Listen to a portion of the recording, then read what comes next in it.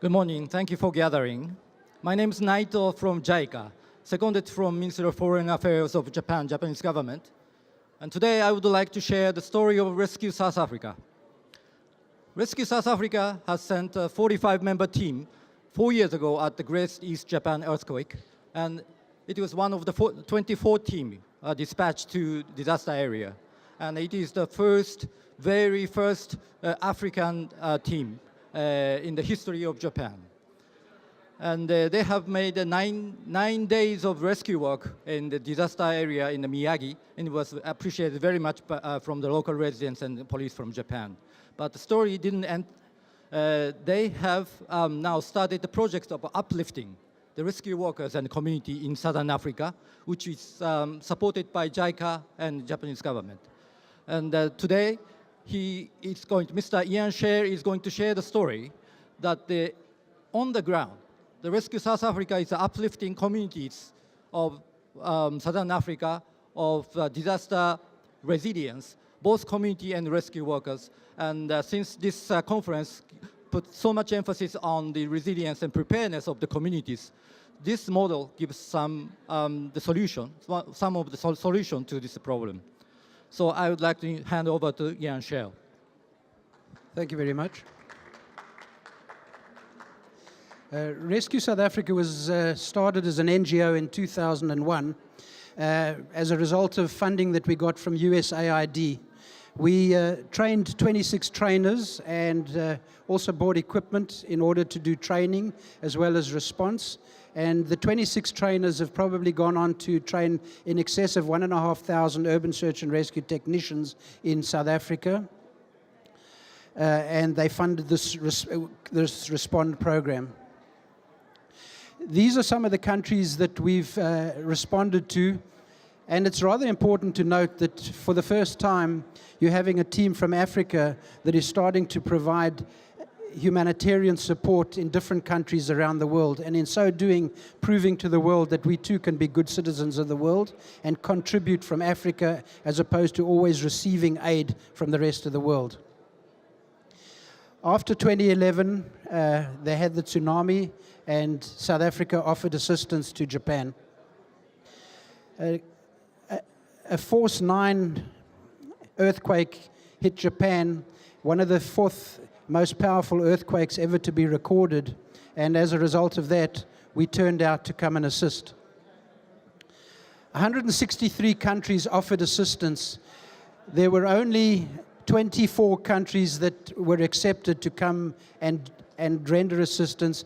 Rescue South Africa happened to be one of them. The first time ever, after 60 years of Japan offering aid to Africa, a team from Africa actually came to Japan to come and assist them. It was history in the making. One of the things that we noticed when we turned out here and arrived, and we were on our way to Sendai, it took us 10.5 hours to drive on the highway. One of the most interesting things was the highway had been damaged, and the Japanese were already busy rebuilding the highway, even though it was still during the course of the disaster, which proved to me how resilient they are as a nation. We met all kinds of people that sort of showed us that resilience. For example, this police officer, we reported directly to him. He was the incident commander, and I was fortunate enough to meet him last year when we came back for a visit. And one of the interesting things that he said to me, because one thinks you're just coming to do a rescue, he personally was affected. His house had been damaged. A lot of the members of the force that he worked on, 6 of them had been killed. Their families had been affected, yet they were still called upon to provide service to their communities. And the staff were down, and they were tired. And when they saw how hard we as a rescue team were working and how dedicated we were, that gave them that uplifted their spirits. And that's kind of something that I didn't realize. Part of what we do is helping people and showing them our enthusiasm, and that in a way is also part of the help when international teams come and help in different countries. Here's an interesting little story. We drove past this house, and there was a family standing outside it, and they were trying to get into the house, but it was quite impossible because there was so much debris inside. And the young girl was looking for her kimono, which had come from her grandmother to her mother and had been handed down to her. And our guys spent about an hour searching, and they managed to actually find this kimono and hand it back to... And that little gesture of kindness was, for that particular family, extremely important. Next slide. Just a couple of scenes that show towards the resilience of Japan. This was the Sendai airport when we were there working, and a couple of months later, 3 months in fact, this is what it looked like. It just speaks to the resilience of the Japanese people. I think that's quite phenomenal, really. Here we were in Natori city, and this is what it looked like when we visited last year. All the debris has been removed. They've made some of the, this is a shrine that we're looking at, and they've made these sort of high areas that are about 11 meters high, so that in the future, when they do start developing, people can, if there is a tsunami, they can rush to these higher grounds. One of the reasons why one does this humanitarian type of work, and we're not the only teams, there are teams from all over the world that do this type of work, you build up relationships with countries. These acts of friendship develop relationships between countries.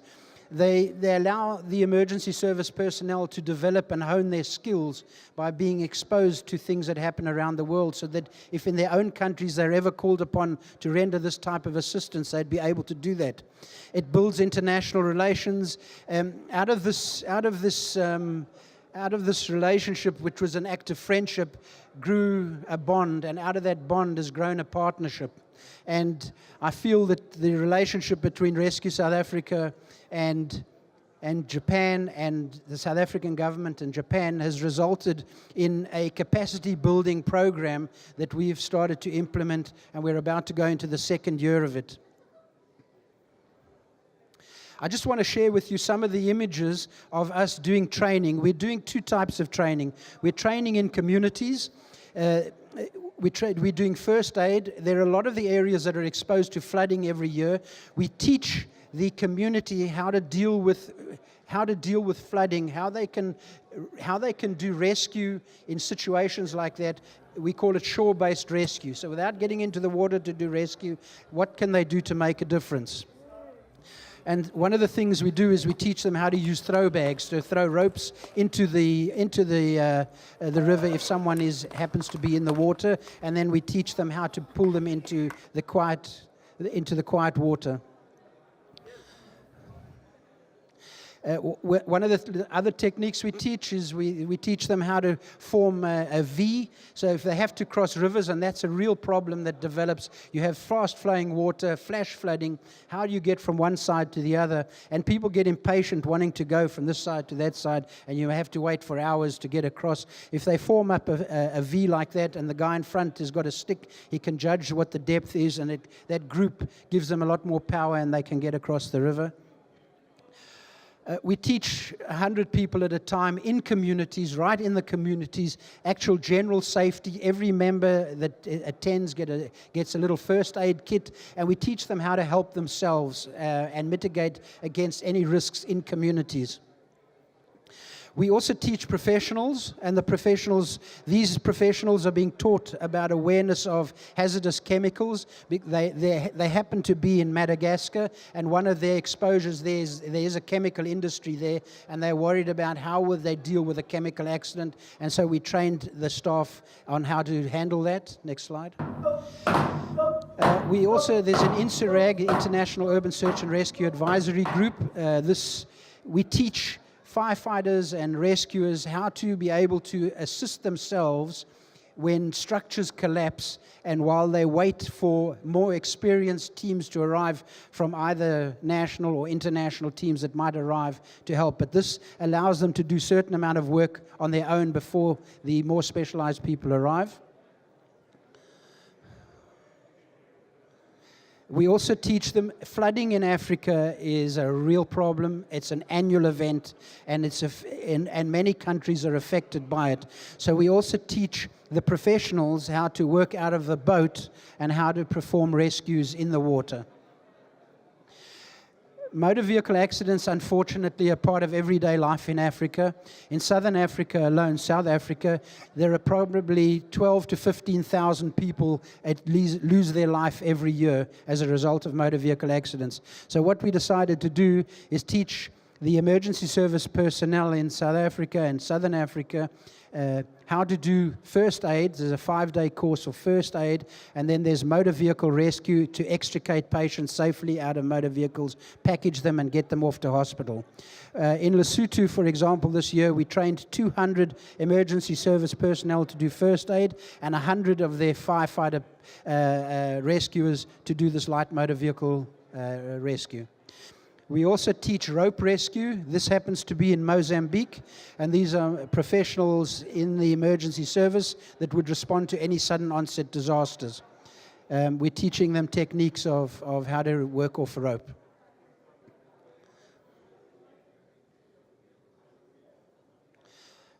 More techniques on high-angle training. Obviously, the whole idea of emergency service training for first responders is to treat a patient. Everything revolves around getting to a patient, treating a patient, either lifting them or lowering them from wherever they may be. We also teach confined space. You have, in industry, you have people that are busy in cleaning vats and stuff like that. It happens that people get trapped in situations like that. Emergency services have to come and get them out, and we teach them how to do that in a safe way. Part of what we do is we also hand over equipment. There's no good just training people and then they have no equipment to do the work for which we've just trained them. So part of the grant from the Japanese government is to leave equipment behind. And that's going to be an ongoing thing. So next year when we train the next batch, we will give them more equipment, and thus allowing them to have the skills but also have the equipment in order to do the rescue. And this year what we're going to be doing is bringing from Madagascar, Swaziland and Mozambique three groups of 14 people to South Africa, to the University of Johannesburg for 3.5 months to train them right up to the level of urban search and rescue technician. If there are any questions, I'll take questions, but thank you very much for the opportunity to address you.